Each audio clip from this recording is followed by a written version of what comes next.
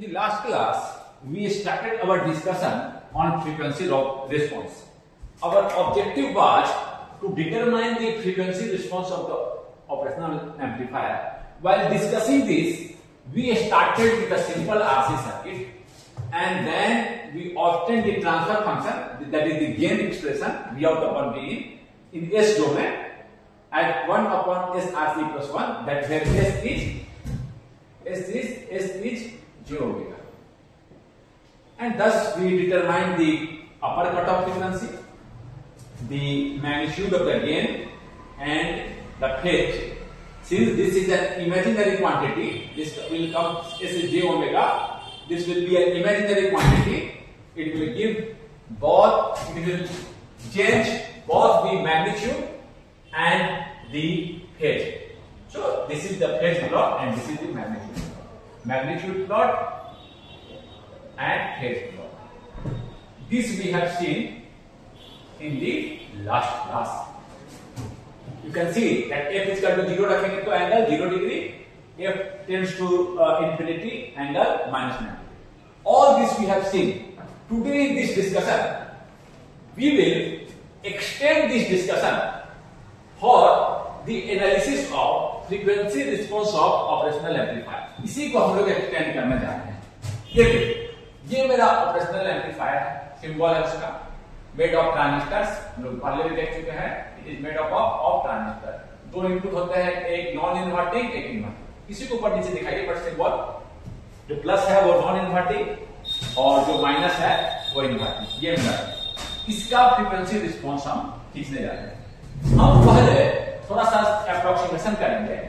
All the capacitance हम लोग देखे हैं. The cause of this decrease in gain is due to the capacitance. This capacitance. तो ऐसे जितने भी कैपेसिटेंस आप कहेंगे सर हम कैपेसिटेंस ना लगाएं, तो अगर even if you do not connect a capacitor, physical capacitor, the wire has some capacitance, interconnect wire. अगर इस पर हम वायर को दौड़ा दें, एक वायर है, बीच में इंसुलेटर है, तो कैसे काम करेगा? दो वायर है, बीच में इंसुलेटर है. It is just in the capacitor का डिजाइन. ये है कंस्ट्रक्शन, दो कंडक्टर एक. तो इस तरह से अगर वायर भी हो, even the transistor has internal capacitance. Transistor के कैपेसिटेंस पर स्पेशली मॉसफेट कैपेसिटेंस हम चर्चा एक बार करेंगे. बट अभी इतना स्पष्ट है, this is clear that there are unwanted capacitance too, like interconnect has capacitance, transistors has capacitance. All these are called parasitic capacitance. इसको हम लोग parasitic या stray capacitance भी कहते हैं. तो ये सारे capacitance, all these capacitance को हम यहाँ पर एक simple मॉडल बना रहे हैं. Entire capacitance at this node को हम एक CL का, बहुत ही सिंपल हम या C का दे दें. All the capacitance is modeled as this. इस नोड पर जितने कैपेसिटेंस है all is modeled as C. कोई दिक्कत? इसको है इंटरकनेक्ट. यहां लिख देते हैं इंटरकनेक्ट है कैपेसिटेंस. आपके ट्रांजिस्टर्स पर तुम चर्चा करेंगे एक सेपरेट क्लास में. Transistor has internal कैपेसिटेंसेस.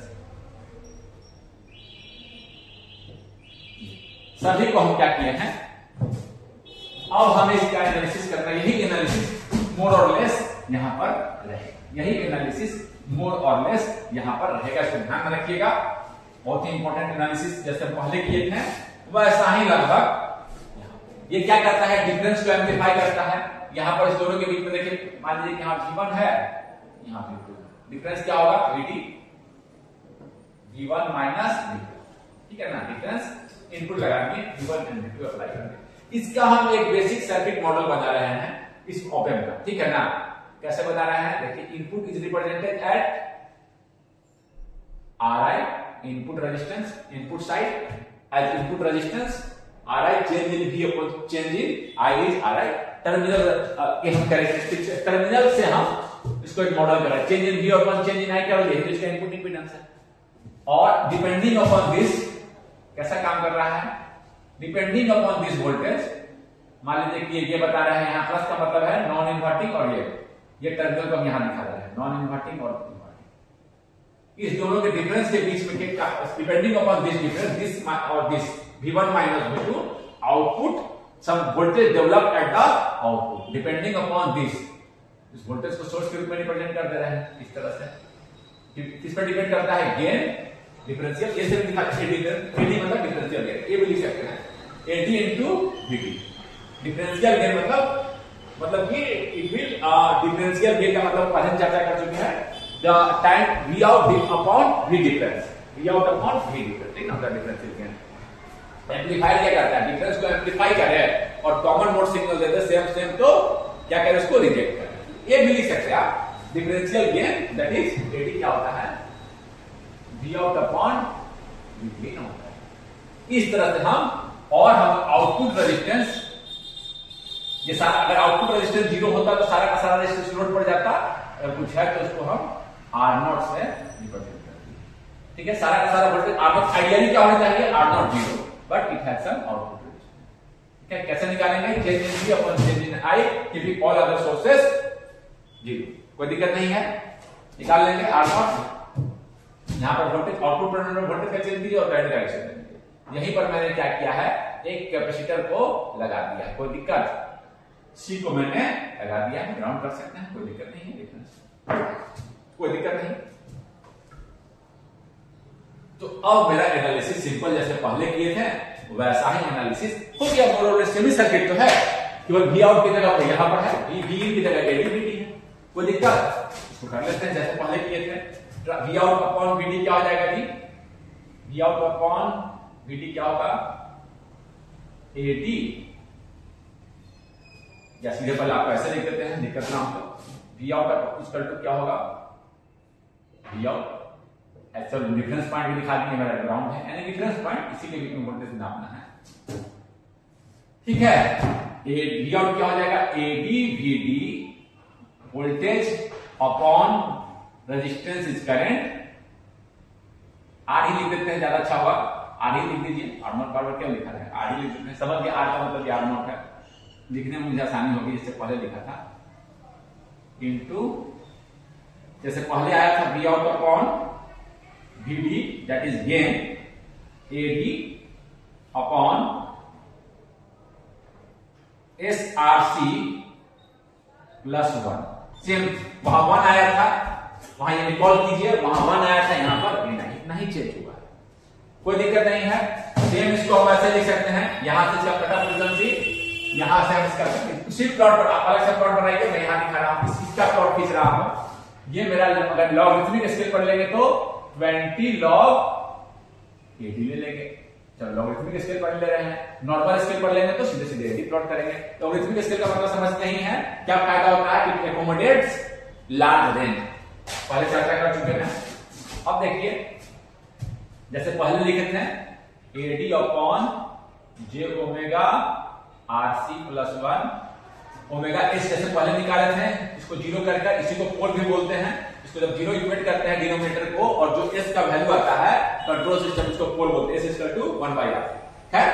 तो उसको हम कंट्रोल सिस्टम में पढ़ेंगे। यहां पर हम क्या करेंगे, जब ये स्मॉल क्वांटिटी रहेगा तो गेन ऑलमोस्ट कांस्टेंट, देखिए नीचे है, तो जब बहुत ज्यादा हो जाएगा तो इट विल डोमिनेट, जब ज्यादा हो जाएगा तो डोमिनेट करेगा, और गेन को बहुत छोटा है, पूरा मल्टीप्लाई करके 0.1 है, कहां ज्यादा इफेक्ट कर रहा है? 1 प्लस 0.1 ज्यादा का इफेक्ट नहीं, डिनोमिनेटर में लगभग 1 ही है, समझ ना बात को। ओमेगा तो हम कहां डिसीजन लिए थे? जहां पर ये 1 के बराबर आ जाए, वो क्या आया था? कट ऑफ फ्रीक्वेंसी बोले थे, दैट इज फ्रीक्वेंसी, तो उसको हम एफएच या ब्रेक फ्रीक्वेंसी बोले थे 1/2πRC, अगर आपको याद होगा। इसी को मैंने एक और नाम दिया था 3 dB फ्रीक्वेंसी, -3 dB फ्रीक्वेंसी। तो उसका मतलब है क्या बता रहे हैं, जहां इतना डीबी गेन है उससे यहां पर कितना गेन होगा? 3 dB कम। यहां जितना आया उससे 3 dB कम। मान लीजिए यहां पर आया 50 dB, उससे 3 dB कम यहां गेन होगा। ये हम सारी चीजें कर देखेंगे। फिर से लिख देते हैं मैग्नीट्यूड, यहां के बाद मैं यहां लिख रहा हूं मैग्नीट्यूड कितना हो जाएगा जी? थोड़ा सा पहले इसको इस तरह से एडजस्ट कर दें। V out upon V D is equal to A D upon omega, omega को एफ क्यों लिख देते हैं? एफ, और 1 यहाँ 2πf कर देते हैं, ओमेगा इक्वल टू 2πf, तो 2πRC क्या हो जाएगा? एफएच 1/2πRC एफएच लिख सकते हैं ना, यहाँ चलो पूरा लिख देते हैं 2π z 2πRC प्लस 1। 2πRC क्या होगा जी? fh is equal to 1 by 2 pi RC, इसको ऐसे लिख दे रहे हैं AD 2 pi RC, और यहां पर f था ना, f लिख दीजिएगा, f ओमेगा पर 2 pi f लिख दिया, तो 2 pi RC क्या होगा, ऐसे लिख सकते हैं f upon fh, fh is equal to 1 by 2 pi RC, रखेंगे तो पता चल जाएगा, देखिए मैग्नीट्यूड का गेन जैसे वहां आया था, gain magnitude is comes out to be AD differential gain, जैसे 12 में किए होंगे, f अपॉन कैसे मैग्नीट्यूड लिखते हैं, fh का whole square plus 1, phi is equal to minus tan inverse f upon, कोई दिक्कत, it will affect both the phase and the magnitude similar to that RC circuit, उसी में मैं लिख रहा हूं, आप अलग से लिख लीजिएगा, कोई दिक्कत नहीं, साइन प्लॉट रहेगा, फेज प्लॉट और मैग्नीट्यूड प्लॉट, इस तरह से आपका ये हमारे इसी का 20 log AD, ये जो AD है इसी को 20 log AD, देखिए यहां से भी देख सकते हैं, f जब छोटा रहेगा तो डिनोमिनेटर में ज्यादा भाग किए हैं, f छोटा है तो डिवाइड का स्क्वायर काफी छोटा हो जाएगा, जैसे कि 1 भागा 10 से डिवाइड किया 0.1 स्क्वायर किए तो और छोटा, ये काफी नेग्लिजिबल है जब f छोटा है, तब जब f ज्यादा है, fh से ज्यादा है, बहुत ज्यादा है, तो इसका इफेक्ट डोमिनेट करेगा और ये गेन को घटाएगा, काफी घटाएगा, जैसे विल f जैसे बढ़ाते रहेंगे गेन घटेगा, f जब काफी छोटा है we can assume the gain is almost constant, इस गेन को हम लोग जो पहले लिखे हैं इसको फ्लैट, इसीलिए फ्लैट बैंड गेन, इसका नाम है फ्लैट बैंड गेन, यहाँ तो चलो जीरो पर भी मिला था, डीसी गेन भी बोल देता है, जीरो फ्रीक्वेंसी डीसी गेन, इस गेन का नाम जो एडी है, एडी, इसको जी, ये जो यहाँ पर गेन मिला है, यहाँ पर नॉर्मल स्केल में मैं यहाँ इसमें प्लॉट किया हूँ, जैसे एडी को अगर मैं नॉर्मल स्केल में प्लॉट करूँ तो कैसे करूंगा, यहाँ एडी और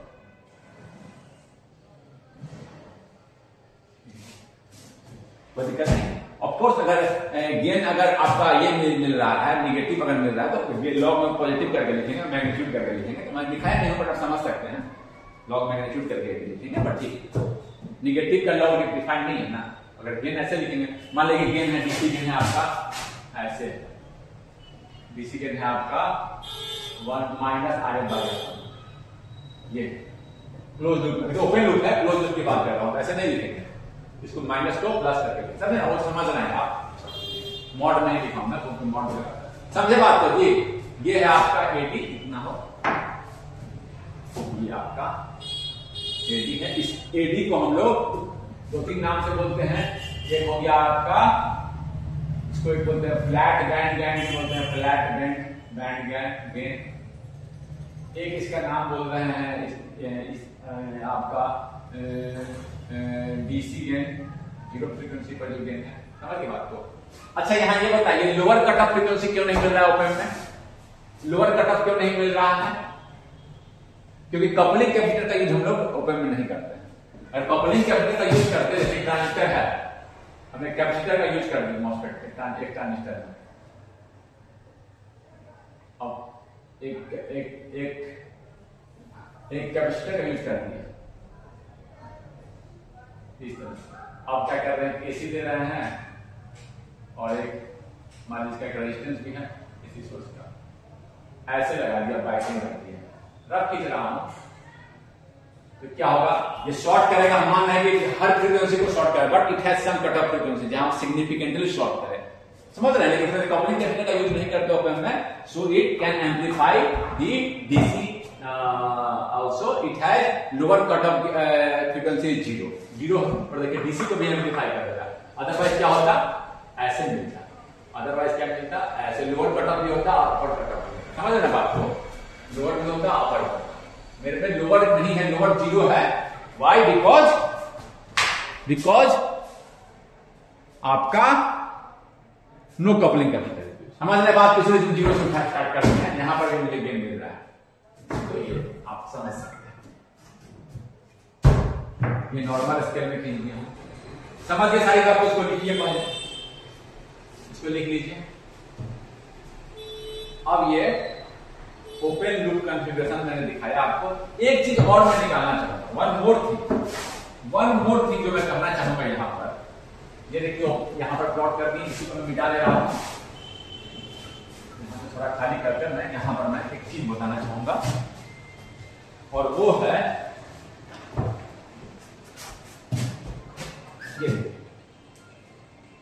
ये एक चीज जो मैं बताना चाहूंगा आपको वो है कि एक और फ्रीक्वेंसी मैं निकालना चाहूंगा।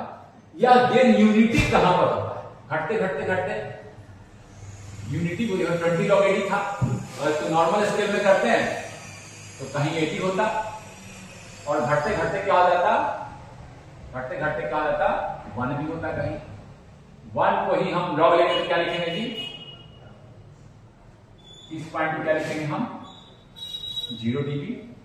1 का लॉग क्या होगा? 0। इस फ्रीक्वेंसी को भी हम निकालना चाहेंगे। इस फ्रीक्वेंसी को हम FU यूनिटी गेन बैंडविड्थ कहते हैं। जहां फ्रीक्वेंसी मैं चर्चा करूंगा, केवल मैं यहां FU समझ गया ना बात को। वी वांट टू डिटरमाइन इस फ्रीक्वेंसी पर, यहां प्लॉट को दिखाइए।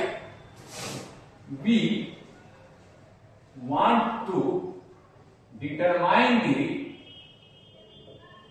फ्रीक्वेंसी। इसी फ्रीक्वेंसी पर गेन घट रहा है। कैसे घट रहा है? 20 dB पर डिकेड से। बताया था किसी बार पे कैसे किस रेट से घटता है? 20 dB पर डिकेड से। एक डिकेड में 20 dB, यानी कि ये FH है, 10 FH पर कितना हो जाएगा? 20 dB। यहां से इस पॉइंट से 20 dB लगभग, इस पॉइंट से 20 dB ऑलमोस्ट। और बता दूं 20 dB पर डिकेड यहां से घटना शुरू हो जाएगा इस तरह से, जिसको हम थोड़ा सा अप्रोक्सीमेटली आप बॉर्डर प्लॉट में ऐसे भी खींच देंगे। यहां जहां पर मिला FH हम सीधे सीधे ऐसे अप्रोक्सीमेटली, वहां से उसके कांस्टेंट, और यहां के पास है 20 dB पर डिकेड से घटना शुरू हो गया। कोई दिक्कत नहीं है, समझे इस बात को? अप्रोक्सीमेटली भी मैंने कितनी बार पूछा था? अप्रोक्सीमेटली। इससे FH के पहले तक कांस्टेंट और किस रेट से घटता है ये? 20 dB पर। 20 dB पर डिकेड से घटना। घटते घटते क्या होगा? डिकेड का मतलब मैं समझा चुका हूं, 10 टाइम इंक्रीज इन फ्रीक्वेंसी। खैर वो तो घटते घटते कहीं ना कहीं 1 भी हो जाएगा। मान लीजिए पहले था 50 dB, घट रहा है तो घटते घटते 1 भी होगा। उसको हम डिटरमाइन करना चाहते हैं at which frequency the gain is 1। ठीक है, कोई दिक्कत नहीं है। We want to determine the frequency at which the gain is 1। Magnitude of the gain, gain का मतलब कहना है कि मैग्नीट्यूड ही, चलो मैग्नीट्यूड ले लेते हैं, समझ चुके हैं। Magnitude of the gain is 1। ये मैं डिटरमाइन करना चाहता हूं, कोई दिक्कत नहीं है। तो यहां पर मुझे ये मिला हुआ है V out अपॉन VD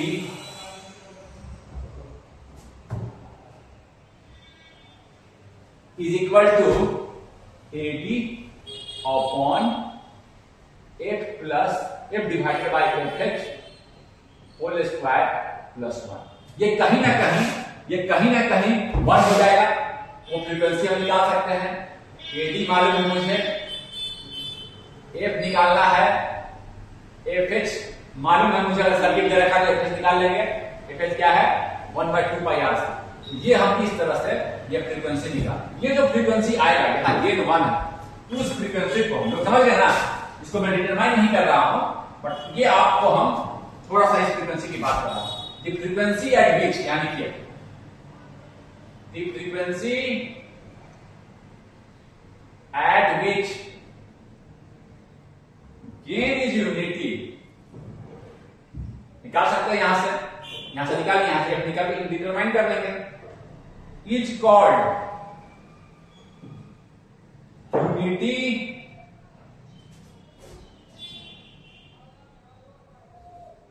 ऐसे किसको बोलते हैं? Unity gain bandwidth. Unity gain bandwidth, यहां गेन आपका, ये जो वो बैंडविड्थ जहां गेन यूनिटी है, वो बैंडविड्थ जहां गेन, इसको हम लोग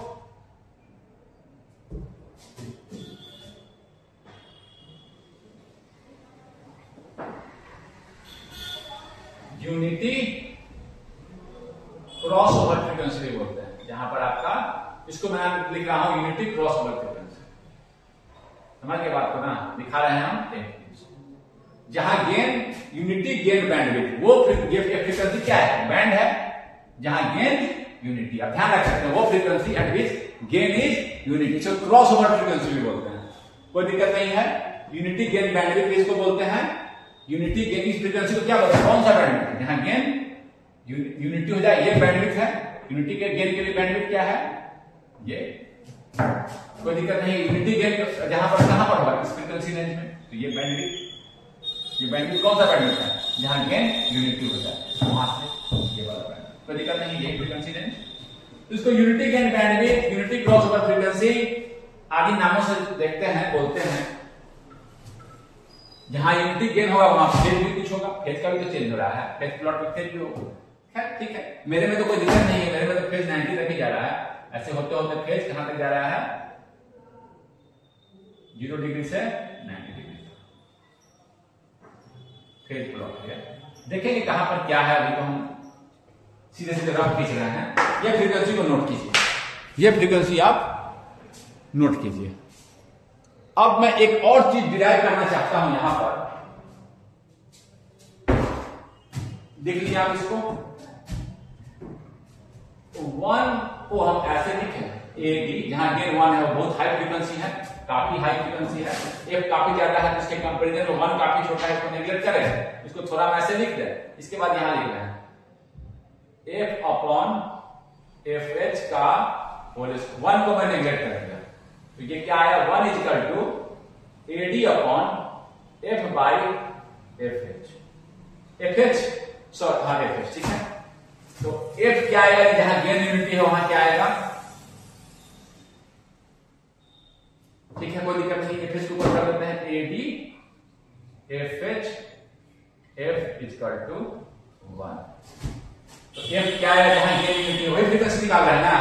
एफ क्या आया, सो एफ, इसी एफ का नाम तो क्या है, एफ यू है, इसी एफ का नाम तो एफ यू रखे हैं। सो एफ यू क्या आया जी, ए डी, एफ यू क्या आया, ए डी, ए डी और एफ एच के बराबर आया, प्रोडक्ट के बराबर आया एफ यू। ध्यान रखिए, इस तरह से अगर सर्किट हो, एक सी हो और ये हो, एक ही, देखिए इस तरह का सर्किट है, मैंने एक ही कैपेसिटर लिया, तो आपका जो यूनिटी गेन फ्रीक्वेंसी है, यूनिटी गेन फ्रीक्वेंसी जो एफ यू है, वो किसके बराबर होता है, गेन बैंडविड्थ प्रोडक्ट के बराबर होता है, गेन इनटू बैंडविड्थ। ये बैंडविड्थ, ये यूनिटी गेन जो फ्रीक्वेंसी है वो गेन इनटू बैंडविड्थ के बराबर होता है, किसके बराबर होता है, gain. So unity gain frequency is equal to gain the constant, F U is a constant equal to gain bandwidth product. Gain bandwidth product के बराबर होता है एफ यू। गेन, यही मेरा गेन है, सॉरी ये मेरा गेन है और यही मेरा बैंडविड्थ है। यहां तक गेन कांस्टेंट, उसी को बैंडविड्थ ले रहे हैं हम, उसी फ्रीक्वेंसी को ले रहे हैं। यहां तो गेन यूनिटी हो गया है, यहां तो गेन यूनिटी हो, यहां कांस्टेंट कहां तक है, यहां तक ऑलमोस्ट कांस्टेंट है, तो यहां तक तो हम एफएस ले रहे हैं। तो ये आपका जो है गेन इनटू बैंडविड्थ, ये आपका है, समझे कैसे कि निकाल के मुझे निकालना, वही एफ क्या, जहां जिस एफ के लिए ये पूरा का पूरा क्या होता है, मैग्नीट्यूड 1 हो जाता है, दैट एफ, उसी एफ का नाम दे दिए, फ्रीक्वेंसी का एक नाम दे दिए, दैट एफ। सो एफ क्या है, frequency at which gain is 1, क्या है, इसी का नाम एफ दे दिया, इसी का नाम, इस फ्रीक्वेंसी का एक नाम दे दिया, उस स्पेसिफिक फ्रीक्वेंसी का हम लोगों ने एक नाम दे दिया, दैट इज एफ यू। उसको बोलते हैं यूनिटी गेन बैंडविड्थ, जहां पर गेन यूनिटी है वो वाला, और एक्चुअल में बैंडविड्थ क्या है, ये वाला, जहां पर हमारा गेन कांस्टेंट है। कोई दिक्कत नहीं है, इसका बहुत यूज इस तरह का सिस्टम में मैंने मॉडलिंग जहां किया है, एक कैपेसिटर और एक सही मैंने मॉडल किया है, ध्यान दीजिएगा, इस तरह का, जहां आपका हो, जहां भी इस तरह का आपका सर्किट हो, इस तरह से मॉडल किया है सर्किट का, ओनली 1 कैपेसिटर, तब हम आपको ये मेरा आ रहा है कंडीशन उस समय उस सिचुएशन के लिए, इस तरह के मॉडलिंग के लिए, जहां मैंने क्या किया, एक ही कैपेसिटर से मॉडल किया है कि only at the output node मैंने एक कैपेसिटर दिखाया है। इस तरह से जब आप मॉडलिंग कीजिएगा, या ऐसा कोई सर्किट भी रहेगा कि एम्पलीफायर रहेगा, इसके एक ही नोड, फिर आउटपुट पर एक कैपेसिटेंस लगा होगा, तो आपको वहां भी यूनिटी गेन बैंडविड्थ की चर्चा होगी, समझ गए ना, हर जगह। और ये हमेशा क्या होगा, गेन बैंडविड्थ के बराबर आएगा वहां, जब जब ऐसा सिचुएशन आए, कोई एम्पलीफायर नहीं है, कोई एम्पलीफायर ही डिजाइन कर रखा है, स्मॉल बच्चे शॉर्ट में बताने के लिए बता रहा हूं, और यहाँ आउटपुट नोड पर कुछ कैपेसिटेंस है, तो यहाँ भी यही सिचुएशन बन जाएगा, वहां भी आपका ये वाला कंडीशन ट्रू रहेगा, कोई दिक्कत नहीं है। तो आपका गेन इनटू बैंडविड्थ प्रोडक्ट बहुत ही काम की चीज है। यूनिटी गेन, यूनिटी फ्रीक्वेंसी जो आया है, ये जहां पर गेन यूनिटी हुआ वो फ्रीक्वेंसी ये कांस्टेंट आएगा, यानी कि गेन बढ़ाएंगे तो क्या होगा जी, बैंडविड्थ घटेगा, तो कांस्टेंट है एफयू तो चेंज करने वाला नहीं, मतलब एफयू यही रहेगा, ये पॉइंट एफयू है, यानी कि क्या होगा, अगर गेन आप बढ़ाइएगा सर्किट में तो क्या हो जाएगा, आपका एफयू तो कांस्टेंट है, हमेशा तो वहीं पर है, एफयू अपॉन बैंडविड्थ। अगर हम गेन बढ़ाएंगे तो एक सेकेंड, ऐसे लिखना उचित नहीं होगा, जब ये कांस्टेंट है तो गेन बढ़ाएंगे तो बैंडविड्थ क्या होना चाहिए, कम होना चाहिए, ऐसा मत लिखिए, ऐसे सीधे भी समझ जाइए। जब ये कांस्टेंट आएगा, दो सर्किट का है, गेन 1 और आपका बैंडविड्थ 1, उसी सर्किट को फिर से हम क्या किए कि गेन को बढ़ा दिए, इस तरह से अरेंजमेंट किए, इसी सर्किट में किसी तरह से हम गेन बढ़ा दिए, मान लीजिए ऐसा सर्किट लिए कि एडी बढ़ जाए, ऐसा अरेंजमेंट किए, गेन 2 इंटू बैंडविड्थ 2, एक कांस्टेंट होगा हमेशा, और गेन बढ़ा, इसमें गेन बढ़ा है, इसमें गेन कम है, इसका बैंडविड्थ क्या होना चाहिए, कम होना चाहिए, ये ज्यादा है इससे, तो ये वाला दोनों बराबर है, ये क्या होगा, कम, हम देख भी सकते हैं। अगर गेन घटा दिए हम तो बैंडविड्थ बढ़ेगा, क्योंकि गेन इंटू बैंडविड्थ कांस्टेंट होता है। अगर गेन दूसरा एक प्रॉब्लम, इसी में हम कुछ एडजस्टमेंट किए, सी को मान लीजिए कि हम किसी तरह से एडजस्ट किए, इसी तरह से एडजस्ट करके हम अगर कुछ चेंजिंग लाए और गेन को मान लीजिए कि मेरा ऑपरेंट में घट गया, तो क्या होगा उसका, अगर गेन घटता है तो क्या होगा, आपका ऑलमोस्ट ये वाला बढ़ जाएगा, समझ गए ना, गेन कम। फॉर एग्जाम्पल ये ओपन लूप का है, ओपन लूप का है, अगर हम क्लोज लूप में यूज करें, ओपन को क्लोज लूप में यूज करें, यहां देखिए कोई क्वेश्चन पूछ दिया, यहां इनपुट दे दिया, अगर क्लोज लूप में यूज कर रहे हैं तो गेन तो घटेगा भी, और क्या आ जाएगा इस केस में, क्लोज लूप की बात कर रहा हूं, माइनस, ये तो ओपन लूप का लिखा है ना, RF/R। चलो इसी को मैं मान ले रहा हूं, चलो इस क्वेश्चन में मैं एक मिटा दीजिए, थोड़ा सा मिटाइए, यहां क्लोज लूप में यूज कर रहा हूं, गेन क्या करेगा, घटेगा, गेन घटेगा तो क्या होगा, आपका बैंडविड्थ बढ़ेगा, गेन घटेगा तो देखिए कांस्टेंट हो रहा है, गेन 1 इंटू बैंडविड्थ एफयू के बराबर है, एफयू इज कांस्टेंट, हमेशा आपका क्या है, फ्रीक्वेंसी जहां पर गेन 1 है, ये इस तरह के मॉडलिंग बनाया था जहां मैं एक कैपेसिटेंस आउटपुट को दिखाया था। तो अगर मेरा देखिए गेन यहां घट गया, गेन क्या आ गया मेरा 20 लॉग मैग्नीट्यूड, देखिए यहां मैग्नीट्यूड का मतलब 5 यूज आ गया, मैग्नीट्यूड में लिखिएगा, तो गेन अब ड्रॉ कीजिए, उसको छोड़ दीजिए, यहां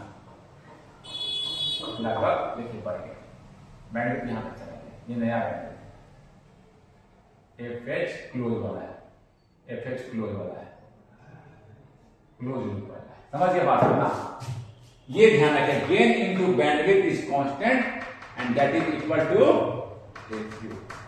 इस तरह के मॉडल बनाया था, ध्यान रखिएगा, सर्किट कैसा होना चाहिए, only one capacitor eight doubt, तो उसी कंडीशन में निकाल लेंगे, देखिए सारा कंडीशन अच्छी तरह से समझ के बात को, एफयू आप समझ गए।